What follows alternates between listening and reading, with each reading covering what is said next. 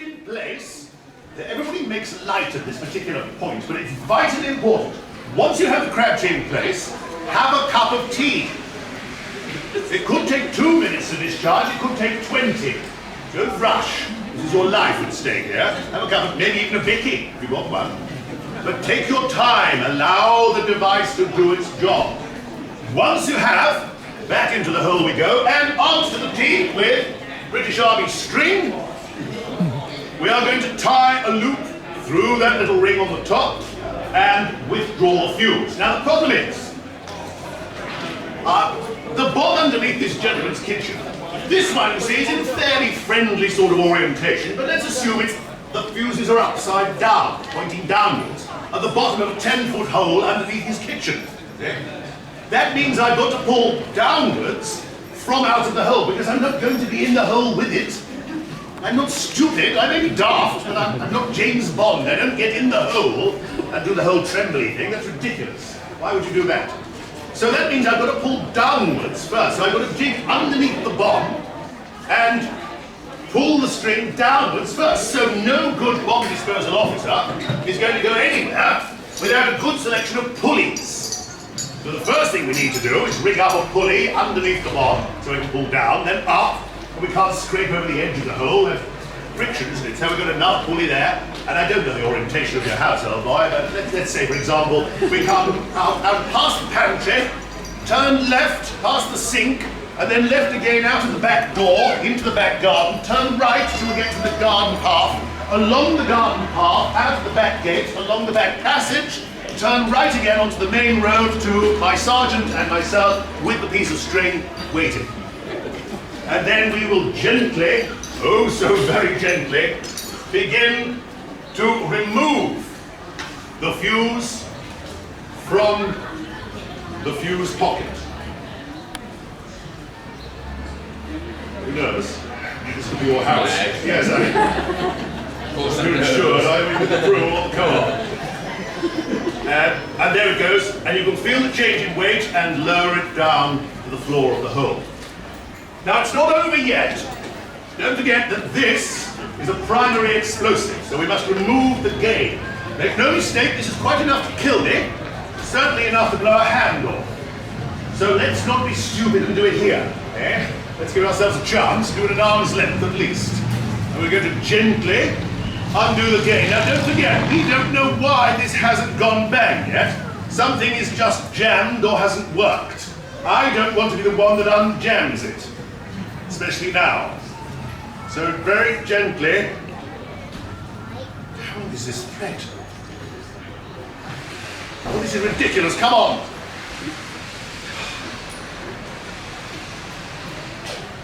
Put your fingers in your ears if you're nervous. There. It's free, it's free. And now the gain is separate from the fuse. Now this is about as dangerous as a dead battery now. So the most dangerous thing I can do is throw it at you. This, however, still is a primary explosive, so it could go off if handled badly. If I handle it in the wrong way, this still explodes. I'm going to put this somewhere very safe so that it don't get knocked. So now we have possibly 2 fuse pockets. So if that is the case, we're going to repeat the process and start all over again. And that's what's supposed to happen. Okay? That's the principle. However, the trouble is, the Germans have the rather inconvenient habit of being jolly clever. If only they'd been stupid, we could have beaten them a long time ago, but unfortunately they're really rather inventive chaps, you see.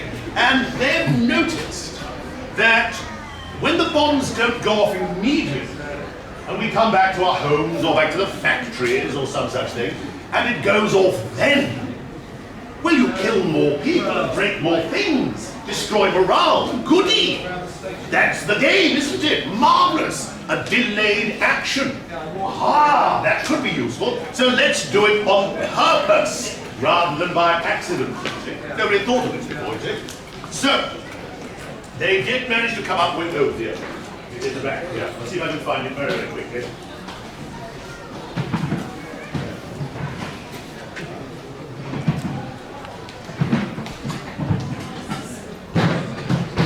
Oh well, there you I'll describe it. It is quite simply a device which screws into the base of our ordinary fuse, and it is a clockwork timer. Simple as that.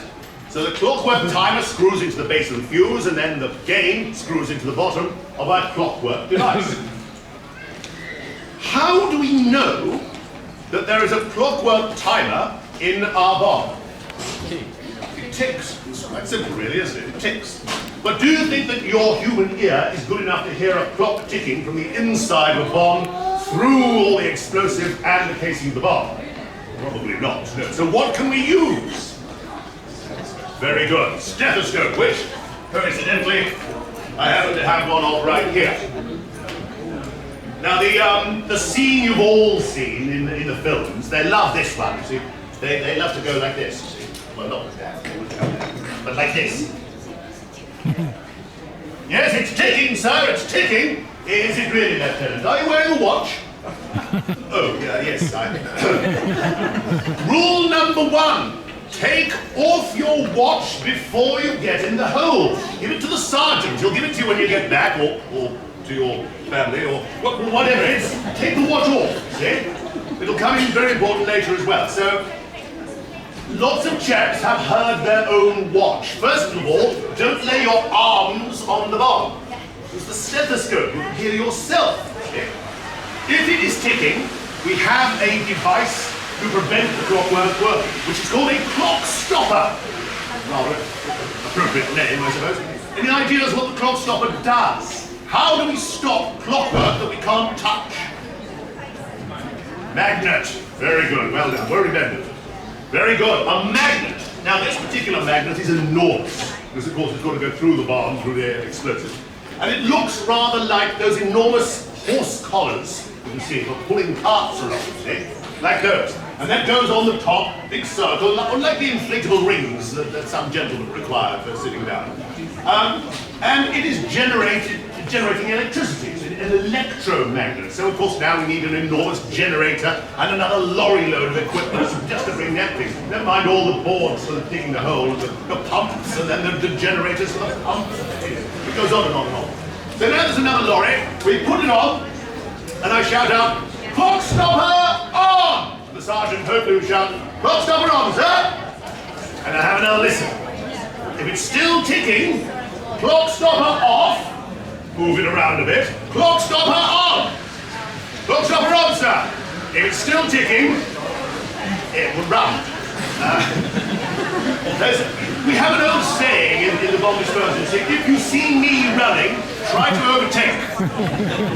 There'll be a reason. So, if it stops, then all done and good, and we can continue with our procedure as we would normally, using our Crabtree discharger in the normal way. And withdraw the fuse. Very good. Now again, that's what's supposed to happen. But I mentioned earlier that Germans are rather clever, not inconveniently, and they notice that some people are overcoming their efforts to destroy the morale. See, they're defusing or making safe these delayed action bombs. So, they come up with a little device of their own. Now, if we cheered for the Crabtree discharger, we should equally and oppositely react to this device. Booing, those who didn't follow that. Ladies and gentlemen, the Zeus 40. That's the spirit. Come on, keep it up, it's all for your house. The Zeus 40. Where are you? Come on, you're going to do it again. Come on. The Zeus 40. That's what I think. That's not much what I think. Swine. Swine of a swine. Here it is. Doesn't look like much, does it? This is an anti-withdrawal device. So that means, quite simply, it sits underneath a very ordinary, in this case a type 17 fuse, very ordinary.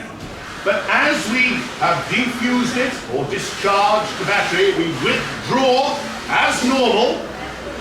The act of drawing this gain out of the Zeus 40 activates two springs, which detonates the bomb with its own gain.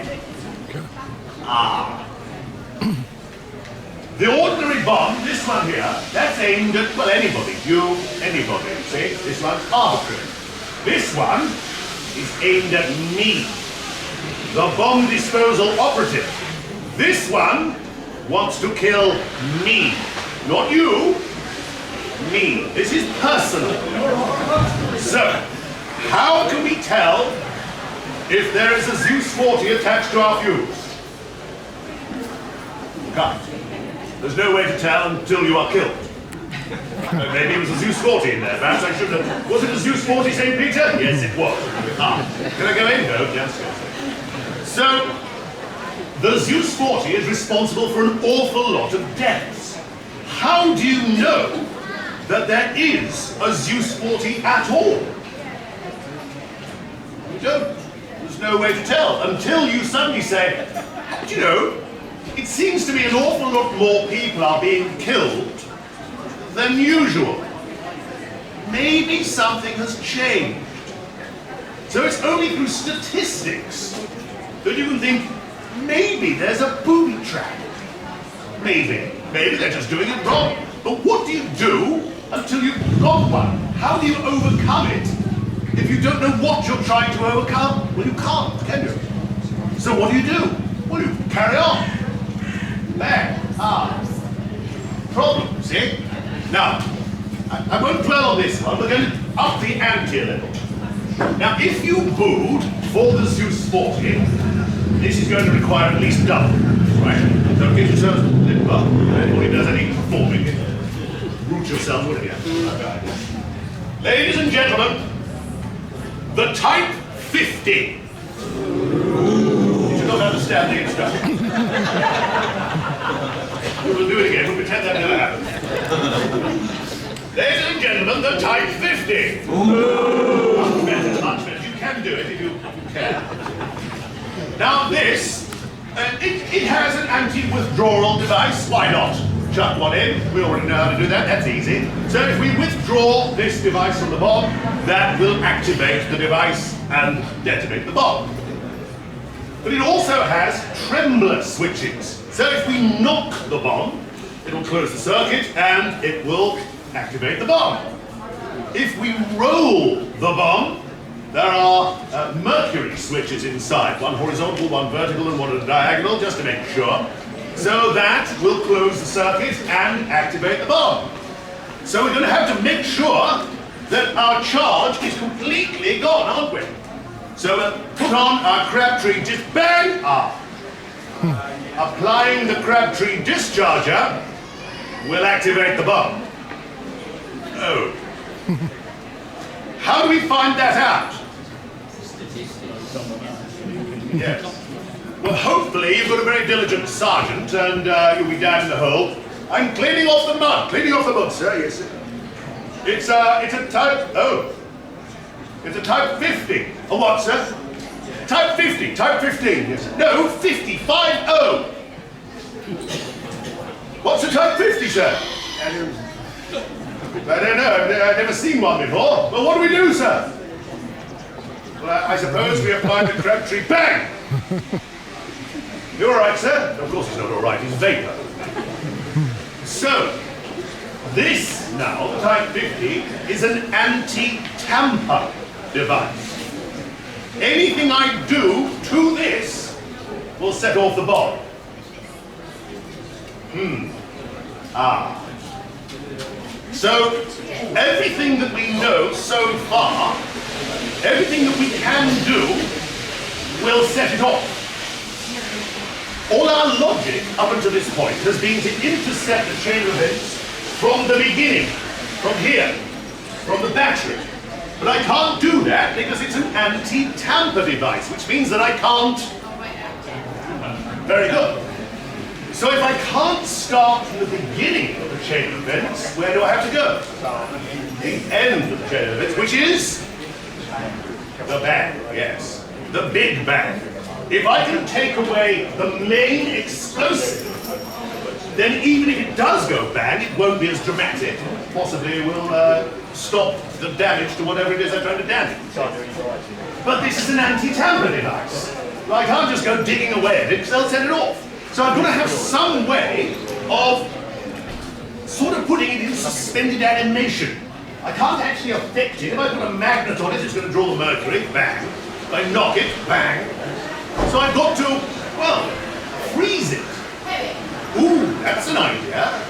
Let's freeze it. Liquid oxygen.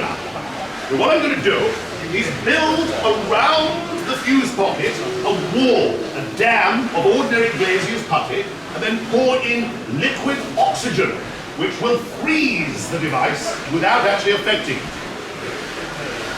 How do I know when the fuse is frozen? Ah, well, I do know, yes. When you put something into the freezer, something forms on the surface. What's that? Frost. Yeah, frost. So, if the frost is moving across the surface of the bomb, it must also be traveling down into the bomb. So if I can measure the length of the device outwards onto the body of the bomb and measure the frost, then I know that the fuse is frozen. That you follow? That makes sense, doesn't it? Yes. It's like a half ball, half a sphere. So we pour it in and then measure the frost. When the frost is that far across the body of the bomb, we can then start to attack the body of the bomb in the knowledge that it shouldn't be affected. Now, the thing we're going to use, we can't use a drill to get through the body of the bomb because it skates off the surface. It's a curve, so you have to skate off. So what we're going to use is a trepanning device, which sort of scrapes its way through. I believe in woodworking it's called a Forstner bit, if anybody knows. I don't know about that, but it's probably the same. Anyway, trepanning device. You see, there are tribes, lost tribes, that scrape the skulls of ill people to allow the bad spirits out, called trepanning. And it's pretty much the same thing, we're essentially letting the bad spirits of the body. Pretty much the same idea. So we're going to scrape a circular hole through the wall of the bomb. Now this device is enormous. It clamps onto the bomb and judders its way through, slowly turning a screw to tighten it down, and the whole thing is powered by compressed steam. The hot stuff. And we're trying to freeze the anti-tamper device, whilst another thing judders away, jetting out steam in all directions, which of course is another lorry worth of equipment, of course. So it's vitally important that at all stages during the process, somebody measures the frost. If the frost begins to recede, stop trepanning. Allow the frost to build up again, and then carry on. Once we're through the body of the bomb, we can then insert a high-pressure steam hose. Yes, a hose inside the frozen, and we will melt out with steam the main explosive charge of the bomb. It comes out as a sort of it's sort of a yellowish brown gloop. Absolutely disgusting. It's vile to smell as well. I don't get involved. The chaps do that. They shovel it up and chuck it in sandbags and throw it on the back of the 8-tonner or 4-tonner rather, and drive it off, blow it out somewhere else. It's relatively safe by then. Now, once the main charge is out of the bomb, we still have this and this to contend with. Now, make no mistake. This fuse pocket on its own is probably the same sort of power as 3, maybe 4 hand grenades. If there are 2 of them, that's possibly 8 hand grenades worth of explosives. That's still quite a lot, but it's maybe not as bad if you shore up a building, put in some protection, dig some trenches to prevent ground shake and such like. So you may be able to just blow this up, but limit the amount of damage that it's going to be doing. Certainly it's going to be less than a 500 kilogram explosion. So we're going to reduce the damage and probably blow it up. This is still dangerous. That's all well and good. But how do you know how to do all of that if you haven't got one? Until you've got one of these, how do you know what you're trying to overcome? There isn't a way, is there? There's no way at all. You might as well, let's rub wasps on it, or list badgers accommodations. I could do anything. It's just pointless, isn't it? You've no idea what you're doing. Let's throw stones at it and see if that works. It won't, will it? It'll go back. So until you have one, there's no way to know what to do to overcome it. So how do you get one? Don't say espionage. You don't know what you're looking for, let alone who or where. It's not exactly advertised. Type 50 building here. They're not doing that. You see, they're not building many of them. They're quite secret. They don't say it. Any other ideas other than espionage? Crashed aircraft, unfortunately, no. It still goes bang, you see. Any other? Big one? Defectors? Defectors? Well, that'd be nice, but they usually don't know either. Well, I'll tell you. Luck. Blind, stupid, ignorant luck.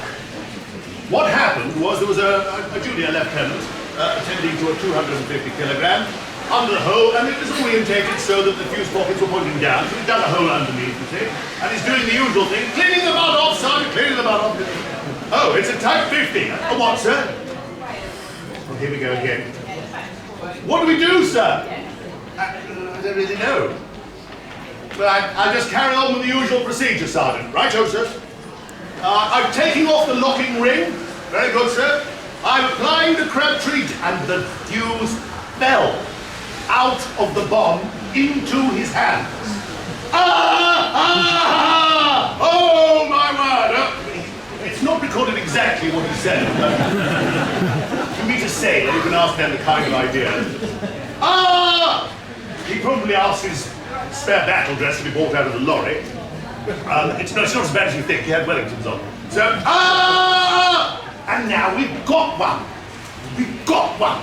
It's still not safe, don't forget, until we remove the gain.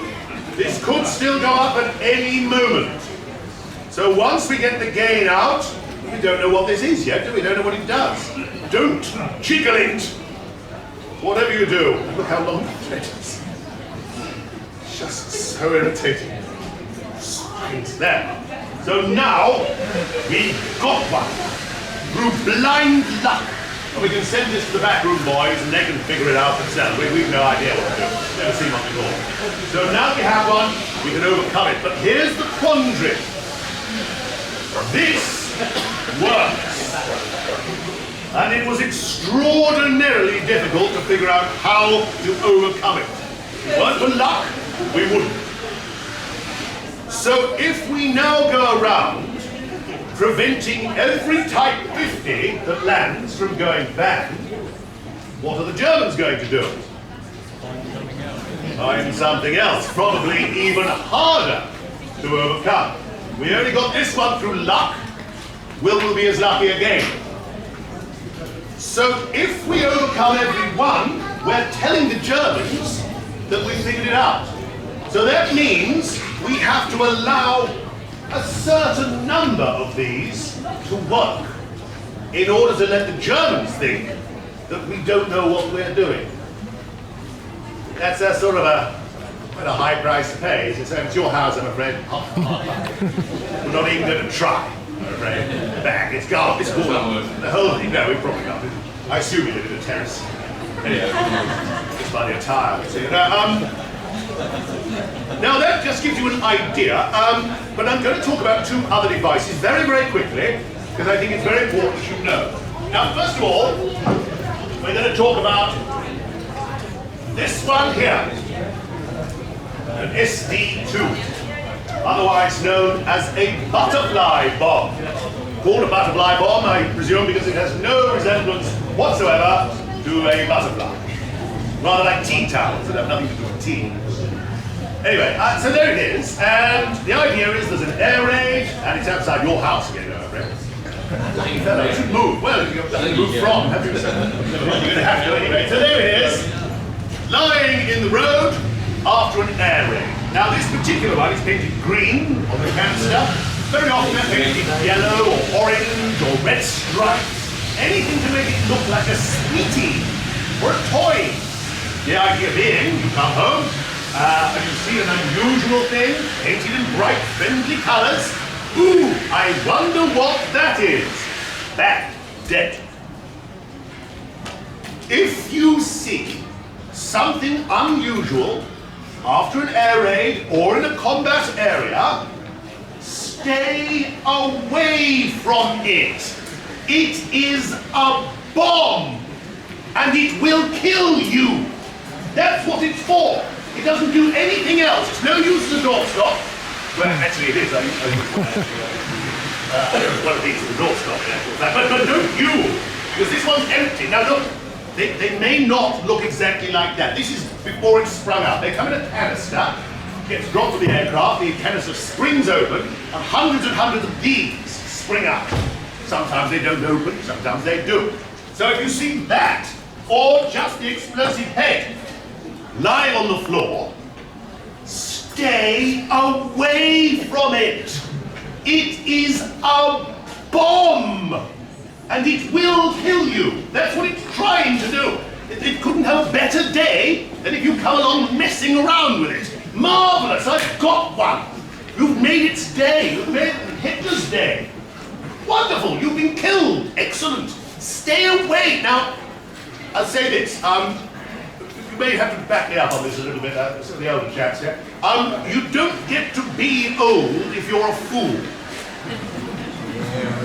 Yeah, there are a lot of very wise young men who like to mess around with things like that. Oh, that's interesting, because they know better, don't they? Marvellous! Dead! Excellent! Particularly the chaps, I've noticed. QED, young people are stupid. Am I being outrageous? It follows, I think. So the young man usually will say, ah, yes, I know how this works. I'm not going to touch it because I'm clever, but I'll go up and I'll have a bit of a look at it. No! Stay away! People say, oh yes, I'd go away from it. No, don't go away from it. Stay away! It's a bomb! It will kill you. Very often when they're dropped, they have a tripwire that comes off, you see, in the air, and this will land, and the tripwire will gently lay itself in the long grass. So I'm not going to touch it, because I'm clever. I'm just going to trip, bang, ah! Good, that's you. Gotcha. Super. Now some people say, they say, but the explosion wouldn't kill me.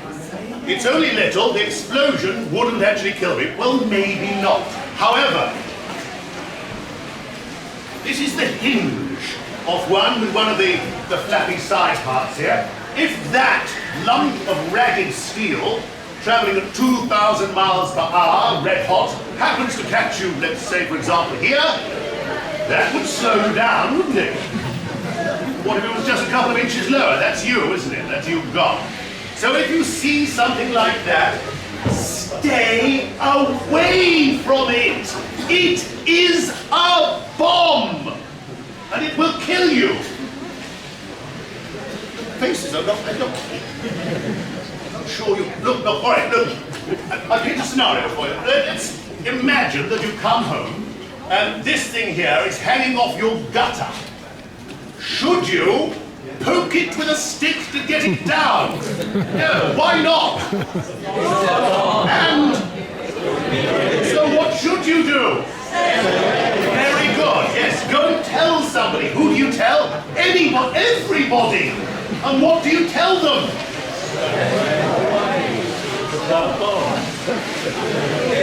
We're getting there, we're getting there. Now look, let's say we come home, we find it hanging in a tree. Should I throw stones at it to see what happens? What should we do?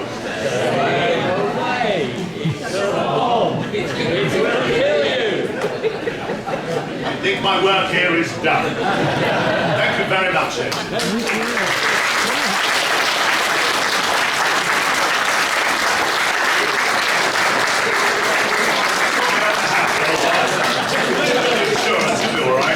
If anybody has any questions, I will be around for the next few minutes. If not, thank you very much. Hope you enjoy the rest of your stay here at West Somerset. Yeah, I've got a question.